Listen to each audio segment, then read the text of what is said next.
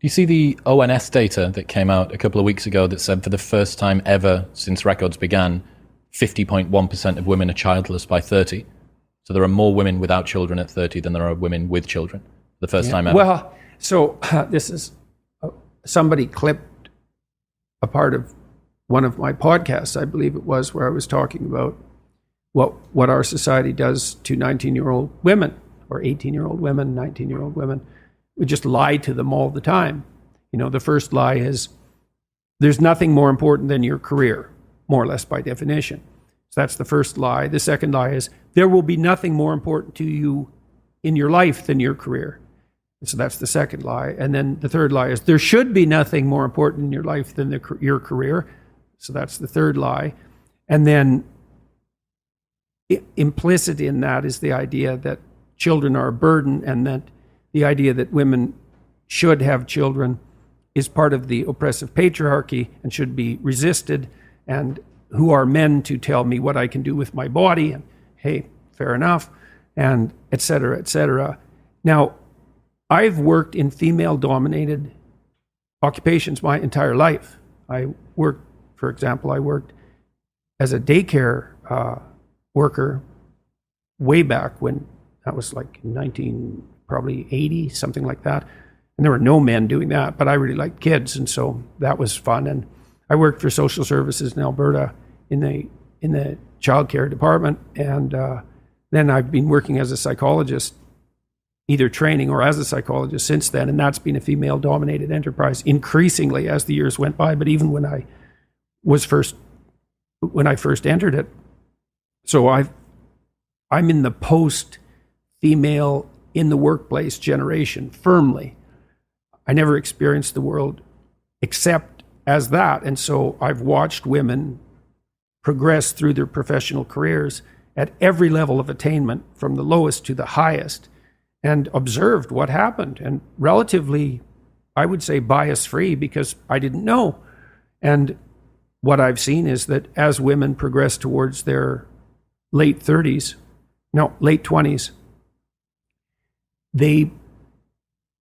there's a psychological transformation, and what happens is that they place less emphasis on their career and way more emphasis, particularly on having a child. And that really reaches a crisis point around 29 or 30 for the vast majority of women, and their attitude flips. And I've seen it flip very dramatically with many women. And I suppose the most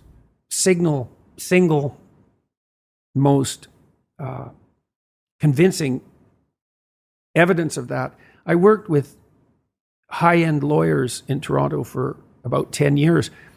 I was part of an organization. We went to law firms, high-end law firms, and said, send us your most productive people, and we'll help them iron out whatever wrinkles there might still be in their life. And the advantage to them is that things will go better for them, and the advantage to you is they'll be even more productive.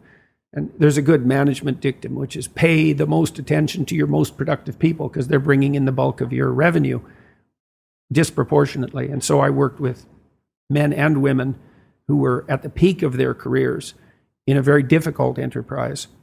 And so these were women who were generally very attractive, well put together physically, pretty stable psychologically, extremely conscientious, very, very smart, and high achieving from like junior high all the way through high school, university, law school, onto the top firms, rocketing up through the ranks, full partnership by the time they were 29 or 30. And all the law firms, all the women bailed out, all of them. The law firms couldn't keep them. And I was really, and I talked to the women a lot about this, because I was very interested in it, because I knew the law firms were bending themselves over backwards and tying themselves into knots trying to retain these women, because why wouldn't they? You know, just being greedy capitalists is enough.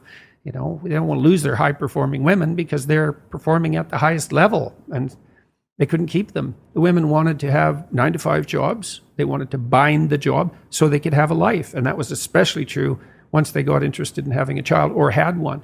And what they really came to was a very interesting realization. So because they were highly conscientious women, they sort of did their duty, and and worked hard and diligently and didn't pop their head up to ask questions. They're in junior high, they got the best grades. They were in high school, they got the best grades, and so on, all the way through, right till they reached partnership. But that's sort of an apogee, right? You hit partnership in a senior law firm, it's like you're at the top of your profession. Well, then what? Well, so then they looked around and they thought, here I am with all these like hyper-competitive men, perfectly willing to work 80 hours a week, nonstop, to stay at the top. What the hell are they doing?